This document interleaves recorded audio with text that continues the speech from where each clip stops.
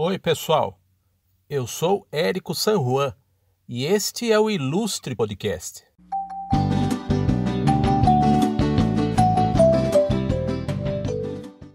O nosso convidado gosta muito de gente e ele divide com a gente o seu olhar generoso sobre gente importante da vida nacional, da vida, enfim.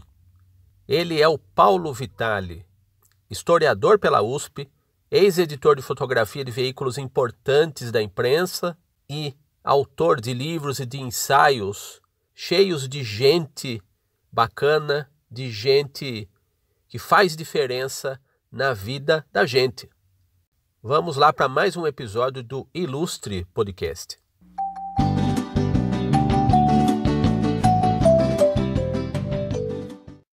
Oi, Paulo. Bem-vindo a mais uma conversa, mais um papo no nosso podcast, no nosso Ilustre Podcast.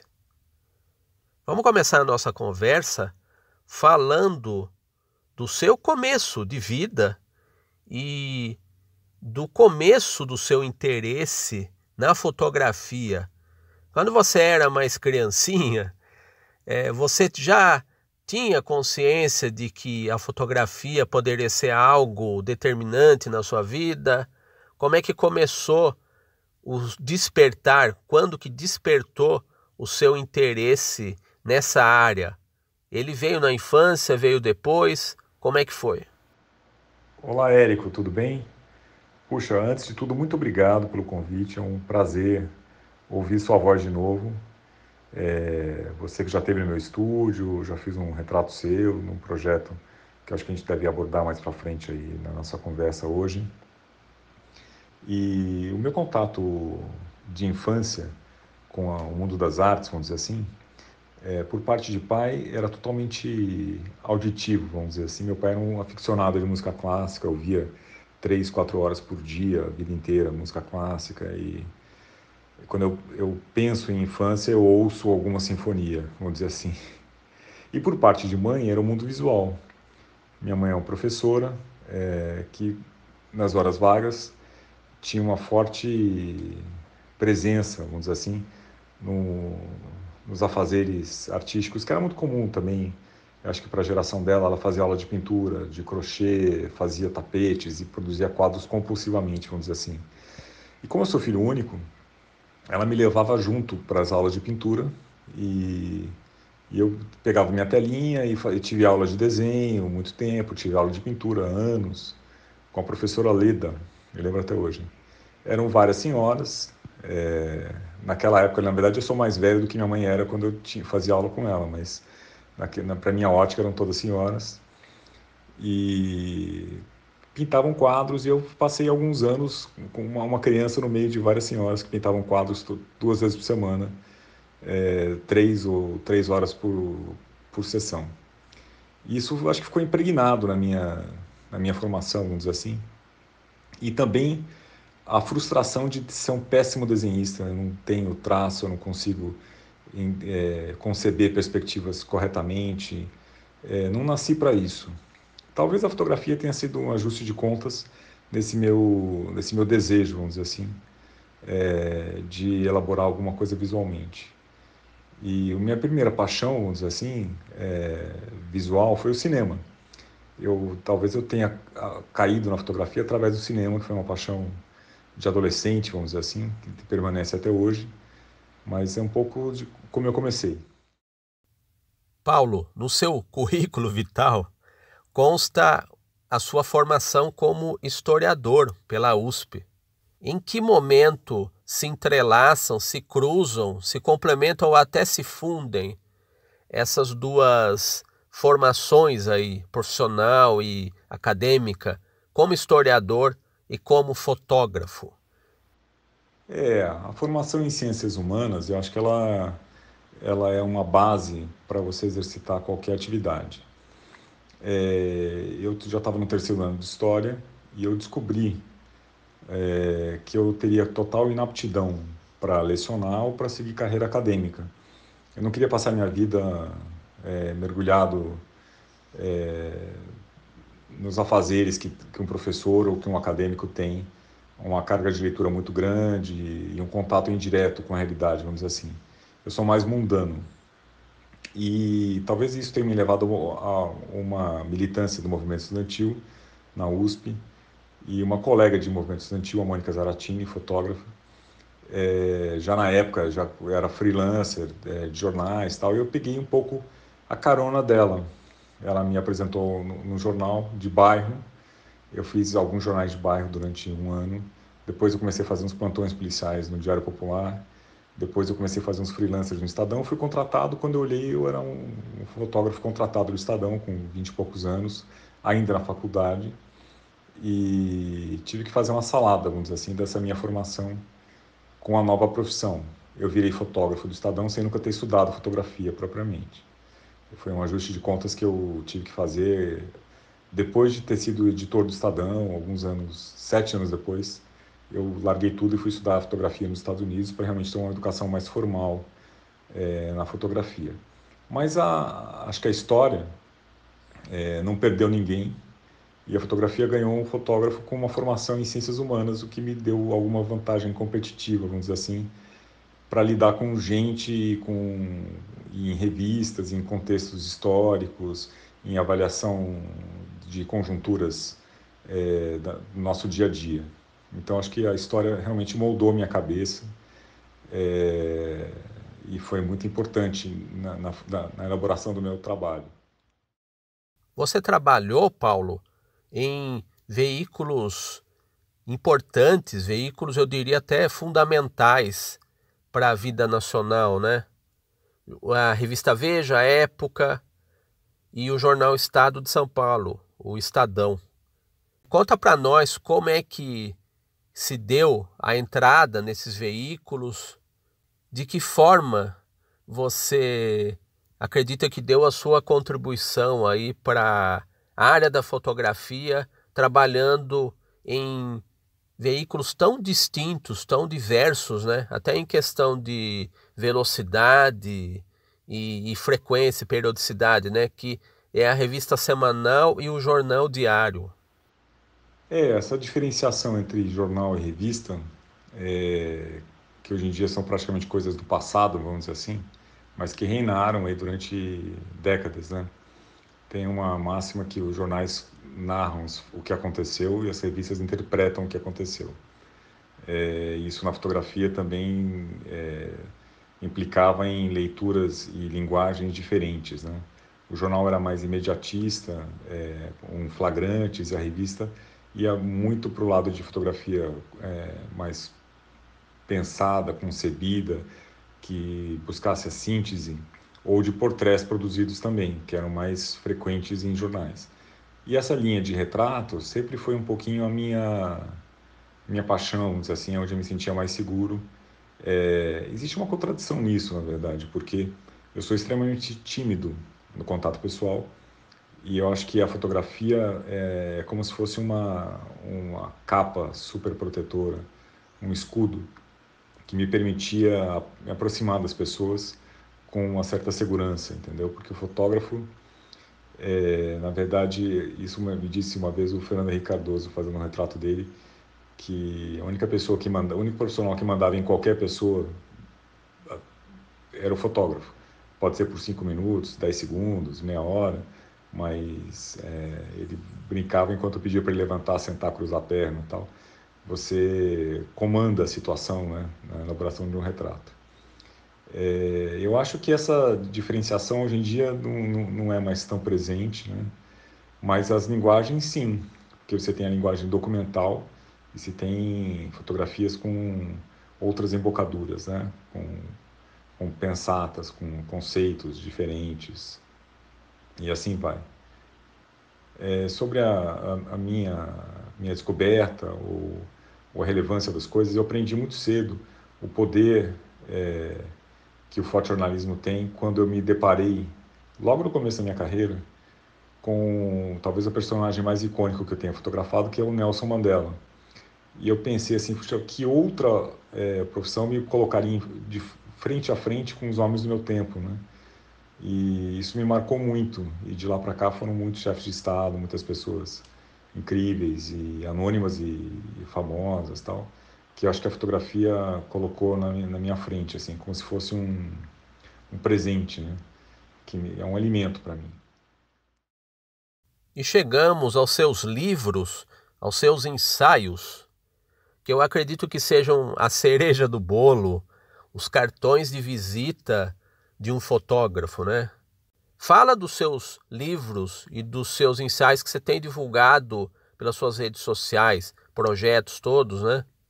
O Feito no Brasil, que é um livro que tem personagens brasileiros até diversos entre si, né? Não são personagens de uma área só de interesse, uma área profissional, né? Tem o Maurício de Souza, o Zé Celso Martinez Correia, diretor de teatro, os gêmeos, né? Grafiteiros, designers paulistanos, o Alex Atala, o chefe de cozinha. E falando em chefe de cozinha, você tem um livro seu que é só com ensaios dos chefes, né? E 2 projetos aí que você divulgou pela internet e que devem virar livros, né, num futuro breve, né? O projeto registrando os cartunistas brasileiros, que eu tive a honra e o prazer de participar, né? E o recente, o atual, né, que você está disponibilizando nas redes, que é o Drags, né? Então, conta aí um pouquinho, dá uma palhinha de cada um desses livros, de cada um desses ensaios aí. É com muito prazer que eu falo desses projetos, Érico. Na verdade, eu acho que tem uma coisa muito interessante nisso, que dentro de cada crise existe uma oportunidade. E foi no meio da crise do mercado editorial que eu comecei a dedicar meu tempo, que eu passei a fazer menos trabalhos editoriais, porque as revistas fecharam, a demanda de publicação ficou muito pequena. Eu sempre fiz muito trabalho editorial, né? Trabalhava para muitas revistas. Embora não vivesse do mercado editorial, vivesse de publicidade, minha grande paixão era produzir conteúdo editorial. E as revistas foram fechando uma a uma. Eu fechei várias, inclusive fiz a última capa de algumas revistas. E eu tomei a decisão de gastar o meu tempo livre com projetos autorais. Foi uma libertação. Então, o Feito no Brasil foi o primeiro projeto autoral que eu moldei com esse conceito, vamos dizer assim, que é uma coisa muito simples, é fotografar as pessoas do meu tempo e envelopar isso num livro, construindo uma agenda positiva para o Brasil. Pegar as pessoas que fazem a diferença, as pessoas que extrapolam o território nacional, dando bons exemplos, a massa crítica brasileira, sabe? A gente tem muita gente boa aqui. E eu tentei fazer o inverso do que se faz, de reunir um monte de coisa ruim sobre o Brasil. Eu tentei reunir 50 pessoas incríveis sobre o Brasil. E esse foi o simples conceito do livro Feito no Brasil, tal. Foi muito prazeroso fazer, conhecer 50 brasileiros exponenciais. Isso ninguém tira, é um ganho para a vida, assim, que tem um prazer, uma coisa difícil de descrever. E melhor ainda, transformar isso em fotografias, né? Então, eu encaro como se fosse uma missão. Acho que a missão do fotógrafo, no meu caso, pela minha linha de trabalho, é fotografar as pessoas do meu tempo. É fazer retratos que façam jus a essas pessoas. E numa tentativa, que é um grande sonho, de fazer a foto definitiva dessas pessoas. Quando você fecha os olhos, você imagina alguém e você imagina através de uma foto. Como você imagina o Churchill com uma foto do Karsh, você imagina a Rainha Elizabeth com um portrait clássico dela. Imaginar essas pessoas com a minha foto, para mim, sempre um objetivo, vamos dizer assim. Tentar traduzir essas pessoas e colocar elementos pertinentes e colocá-las num retrato. O Retrato dos Chefes, que é esse livro chefe, que na verdade eu estou segurando o lançamento para junho ou julho, porque agora é muito difícil lançar qualquer coisa, né? No meio dessa crise total. São retratos muito elaborados, com muito conceito, e que eu tenho muito afeto a ele, pelo projeto. Eu acho um projeto muito denso, assim, um exercício de linguagem muito maduro. O projeto Duo Drag, que vai ser lançado agora em julho também, é um projeto que eu também tenho um carinho muito grande, foi incrível, eu conheci pessoas maravilhosas, que são dípticos, de homens que personificam drag queens, tanto na sua versão paisana como montados. Eu acho que você quebra paradigmas com isso. E o do projeto dos cartunistas, que eu estou retomando, inclusivamente, estou retomando de forma remota essa semana. Muito interessante esse nosso contato, porque é um projeto que eu retomei. Acho que é um deleite fazer, vamos dizer assim, porque são parceiros criativos, né? São retratos feitos a quatro mãos, e está sendo um trabalho gigantescamente prazeroso, vamos dizer assim, de traduzir esses artistas incríveis e descobrir que o Brasil tem uma centena de cartunistas sensacionais. Tem sido uma grande jornada. E tem outros projetos em curso. Eu decidi gastar meu tempo livre, vamos dizer assim, produzindo essa agenda construtiva de grandes brasileiros. O que você vê daqui para frente que vai ser o futuro da fotografia e o futuro da sua fotografia? Eu não sou futurólogo, mas vejo algumas tendências. Eu acho que a fotografia remota ganha espaço. Eu acho que é um conceito muito interessante de você não precisar estar presencialmente no lugar. Você, através do celular da pessoa, dirigir uma sessão e fotografar remotamente. Você vai dirigir, só que não necessariamente estando lá. Isso foi incrementado agora nesse período de pandemia, e eu acho que é uma coisa que veio para ficar. E expande horizontes. Eu não preciso ir para a Índia para fotografar uma pessoa na Índia, necessariamente. Eu posso ter alguém com um celular lá e eu vou dirigindo a cena. Não tem o sabor do contato direto, mas tem o produto final do conceito. Se eu tiver uma ideia, eu posso exercitar essa ideia remotamente ou presencialmente. Então, acho que esse é um corte muito grande que chegou recentemente, vamos dizer assim, e só é possível viabilizar pela qualidade das câmeras dos celulares de hoje em dia. E acho que tudo vai conviver em paralelo. Tem gente que ainda faz fotografia analógica, fotografia em grande formato. Tudo coexiste, as coisas não são excludentes, vamos dizer assim. E o que eu não sei para onde vai a fotografia, mas eu quero continuar nela. Eu não me vejo sem produzir retratos, sem transformar pessoas em imagens. Isso para mim existe uma mágica que é muito mais densa e muito mais intrincada do que a imagem contínua, porque a imagem estanque, né, a fotografia, é como se fosse uma leitura. Você pode dissecá-la, você pode ler a fotografia no seu tempo. E isso tem uma nobreza incrível, uma complexidade muito grande, onde quem está lendo interpreta no seu tempo, com seus signos.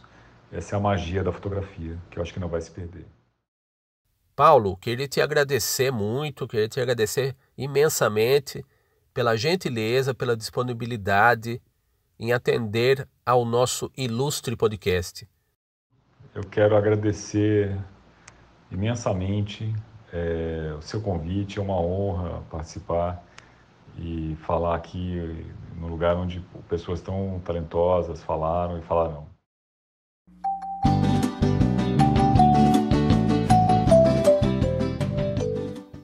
Muito bem, você acabou de ouvir as palavras do nosso ilustre convidado, o fotógrafo Paulo Vitale. Vamos deixar aqui o Instagram do Paulo, @PauloVitale, PAULOVITALE, tudo junto.